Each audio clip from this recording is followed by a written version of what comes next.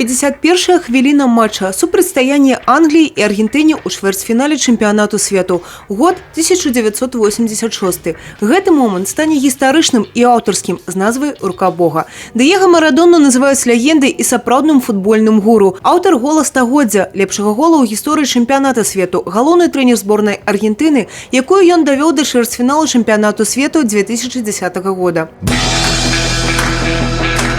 А гэта феерычны момант у летапісу брэсцкага футбола. У ліпені 2018 года стала вядома, што Дыего падпісаў кантракт з «Дынамо Брэст». Сустракалі яго ў горадзе над Богам як сапраўдную легенду. І ён у сваю чаргу павітаў усіх балельшчыкаў. Дзякую «Дынамо» за тое, што клуб зрабіў мне гэтую прапанову. Калі я з Аль-Фуджэйра не падняўся з другога дывізіёна ў першы, мне прапанавалі пазіцыю прэзідэнта «Дынамо». Убачыў, што гэта сур'ёзны праект. Візіт знакамітага аргентынца быў знакавым не толькі для каманды, але і для балельшчыкаў. 15 метров до него не дошел когда-то. Это было где-то с московским «Спартаком» играли. Он в шубе вышел к болельщикам. Ну, там такой ажиотаж. С московским «Спартаком» Наполе играл. Уже заснеженное поле. Он на замену вышел. А потом после игры, ну, там и милиция, и народ просто окружили, что невозможно. Я так хотел просто коснуться его.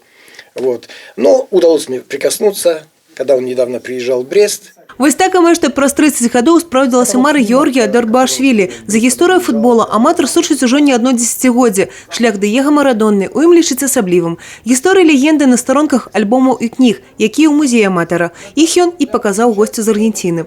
Увидел, что я действительно искренний поклонник, а не то, что на какой-то для какого-то мероприятия. И он просто даже подарил. Вот такой подарил любителя.